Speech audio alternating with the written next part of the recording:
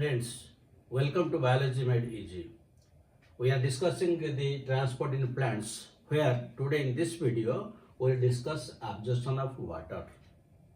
Now you might have marked, if you take a twig from a plant having white flowers and put it in some colored solution, after some time you will find that the white petals of the flowers will be gradually colored.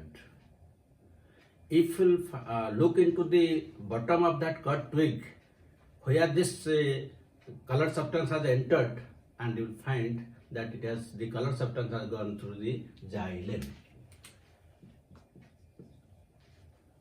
So that means the colored substance has gone through xylem.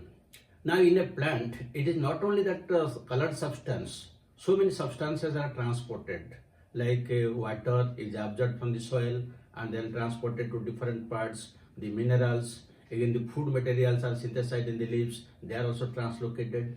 So these are all known as long distance transport. The long distance transport is not possible by the simple process of diffusion that we have discussed earlier, because diffusion is a very slow process. And suppose you take an average cell. In the average cell, if any substance will move, the average cell is the size is suppose 50 micrometer. Then for the movement of substances in this cell, it takes 2.5 seconds. Then you think of a plant where the plant is very tall. Just you think of only 1 meter. So in this 1 meter of the plant, how many cells will be there? There will be nearly millions and billions of cells. That means for the transport of these substances, it will take years. That means for the transport of this water, minerals, organic substances, if they will move by the passive process, that is diffusion, it will take years. But again we observe they are moving very quickly in a faster rate. How is it possible? It is possible because the long distance transport is taking place to the conducting elements of the plant body, that is through xylem and phloem. Through the xylem, usually water and minerals are transported, and through the phloem, usually the food materials or organic solutes are transported. And here, usually water and minerals are transported. And how they are transported? They are transported by means of a mass flow. Mass flow. So what is the meaning of this mass flow? Mass flow means water, minerals, everything will enter into the plant body en masse in a flow. Just as in a flowing river, several things like the different types of dead bodies, plants, animals, the dust and the mud, everything move in this flowing river. In the same way, inside the plant body, along with water, minerals and other things will go in a mass flow, or we can tell it the en masse.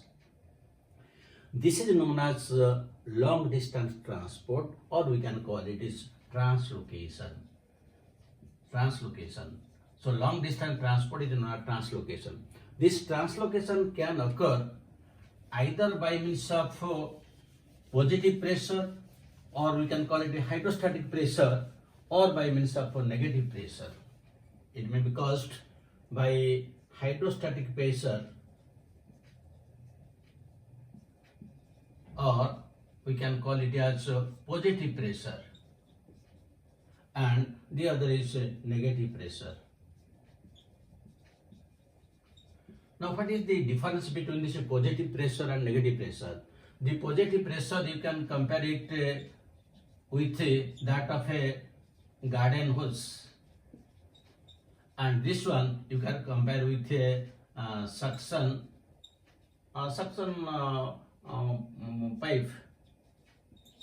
pipe like a straw. Now let us explain these two things, this positive pressure, negative pressure. And let us take the example of this garden hose. Suppose you are watering the plants in your garden, and the pipe in which water is coming, it is not long enough to reach the last plants. So what usually you do? You just press the tip of that pipe so that water is forced This is known as positive pressure or hydrostatic pressure. So this is one of the methods through which the water and minerals can be transported to long distance. Now come to the negative pressure. Negative pressure example is suction pipe like a straw.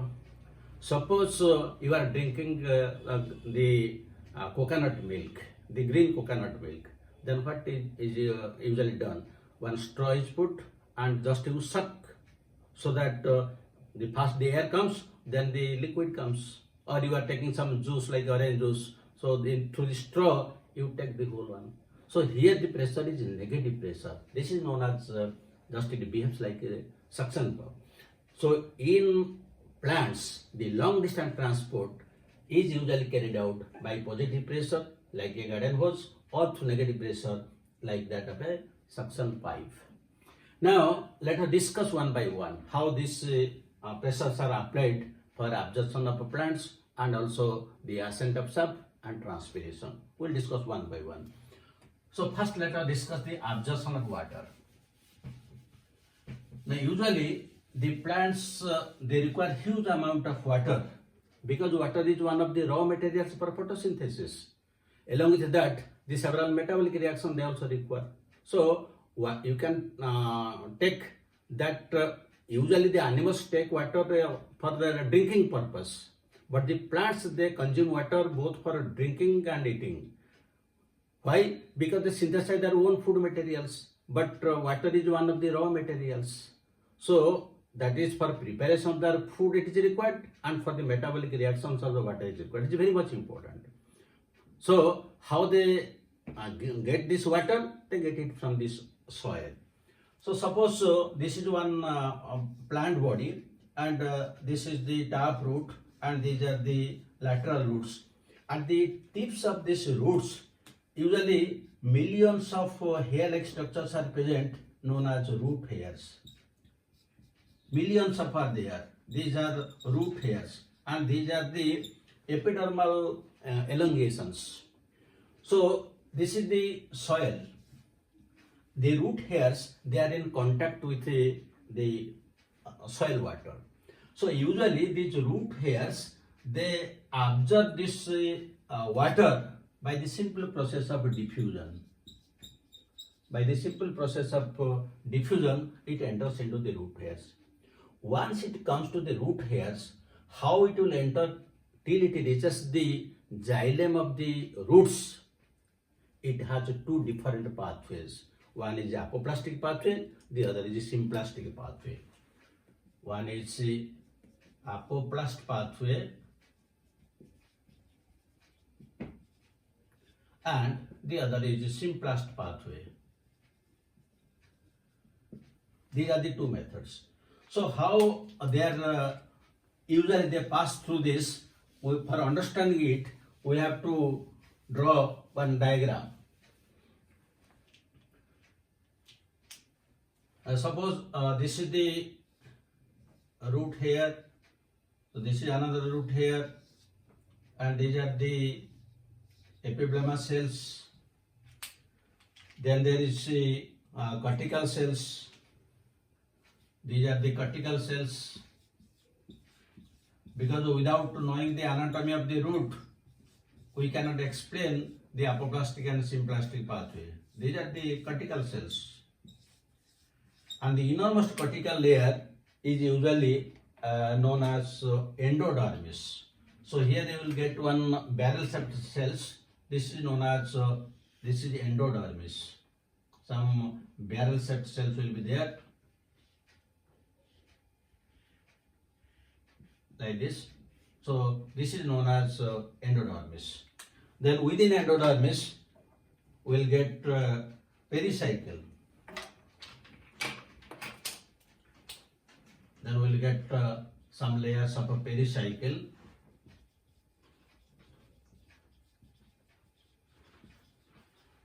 This is pericycle. Then after the pericycle, we'll get a phloem. This is phloem.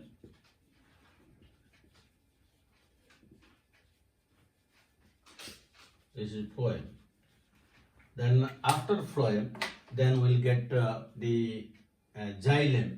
So xylem is, in case of roots, xylem is usually exact type of xylem. That means this is the protoxylem and this is the metaxylem. This is, I have drawn only one xylem, but depending upon the plant, it will usually vary. It may be 3, 4, 5 like that.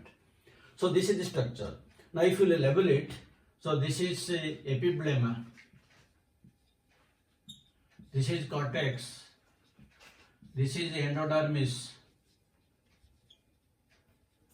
then this is pericycle, this is phloem, and this is the xylem. So through absorption of water from this is the soil, and in soil water is there. So how the movement of this water takes place? Let us discuss how it is moves in the apoplastic pathway. In case of apoplastic pathway, water moves through the only cell walls. Water moves only through the cell walls, only through. It is a continuous process. It is a continuous process, and there is no barrier. There is no barrier, and it is very fast. It is very fast. Then it moves. It moves due to, that is, or you can say it is dependent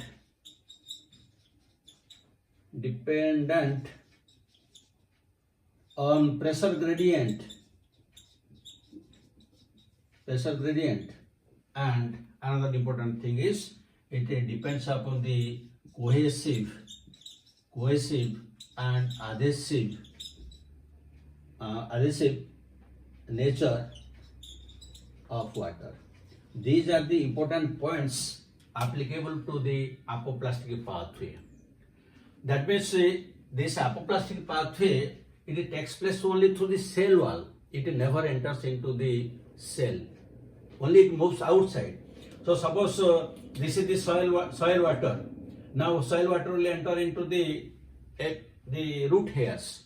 Now from root hairs, when it is moving, then from it will come to this epiblema cell. Then from this epiblema cell, it will move through the cell wall. Through the cell wall only it will go. It is not entering into the cell. Then it will come to this. Then like that. Then again it may come like this, and it will reach to the endodermis. It will reach to the endodermis. Now once it reaches the endodermis, then it cannot move through the endodermis in the apoplastic, because in the endodermis there is one layer of Casparian strip made of suberin. In their walls there will be deposition of suberin. Here suberin is deposited. The suberin is deposited. This is the deposition of suberin. This is suberin. This is known as Casparian strip. This is Casparian strip, and it is made of suberin. And suberin is impermeable to water, so it will not allow the movement of water. But in the endodermis, there are some cells in which there is no deposition of Casparian strip or suberin. Only those cells will allow the movement of water. So in this case, the water will move through the passage cell.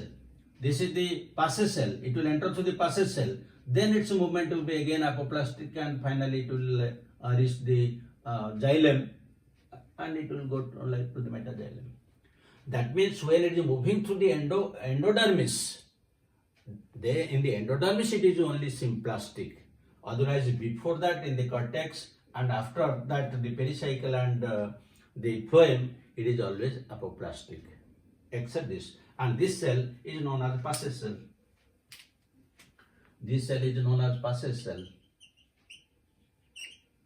So in this way, through the apoplastic method, water moves, and this movement is very fast because there is nothing to obstruct it. It is not entering the cytoplasm, and continuously it moves, just like I have given the example of the flowing river. Everything passes. So here, along with water, everything passes in mass it moves, and it is a very continuous and very fast process, and majority of the water is absorbed by this apoplastic method. Now let us take the second example, that is symplastic method. In case of symplastic method, what are the characters? Let us discuss first.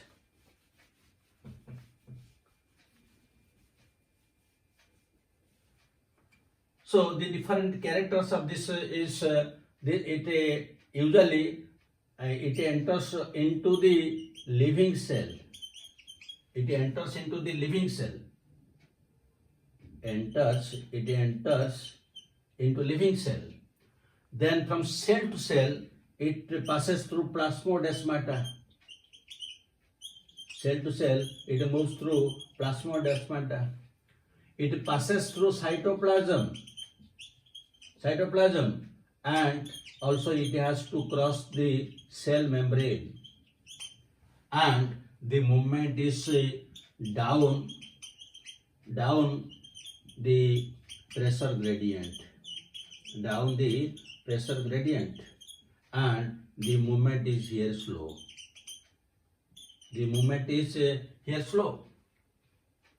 So these are the characteristics. That means in case of the symplastic method, what is happening? So now let us discuss the symplastic method.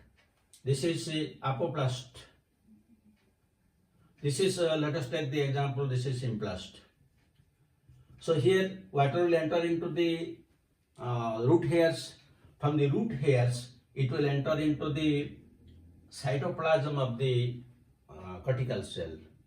Then from one cortical cell, it will move to another through this plasmodesmata. That means if they enter into the cytoplasm, then in the cytoplasm it may enter into the vacuole. If it will enter the vacuole, we can tell it is vacuolar. If it will not enter into the vacuole, we can tell it is non-vacuolar. But somehow it has to pass through the cytoplasm, and through plasmodesmata it will enter into another cell. Then from that cell it can enter into another cell. Then from that cell it will move to another cell through plasmodesmata only, Then from this again it will move through plasmodesmata to this one. Now the water has reached the innermost cortical cell. From this innermost cortical cell, now it will enter into the passage cell. And from passage cell, again it will enter to the next cell, that is cells of a pericycle. It will enter into the cells of a pericycle. Then from pericycle again phloem, and phloem again it will enter to the. This is the difference between apoplastic pathway and the symplastic pathway. And in case of symplastic pathway, the movement of water it occurs through the living cell, through the cytoplasm, and it passes or it crosses the cell membrane. That is why the method of the absorption water is very slow. You just think of, suppose you are running in a open field, then you can run fast. But if in between there will be hurdles, then naturally you will break. So here there is a cytoplasm and cell membranes are there. That means naturally there are hurdles. So the process of movement of water is very slow. So this is apoplastic and symplastic pathway. Now the next thing is, besides this the method, besides this apoplastic and symplastic method, what is the actual mechanism of this movement of water? We can tell that this movement of water can be active or can be passive.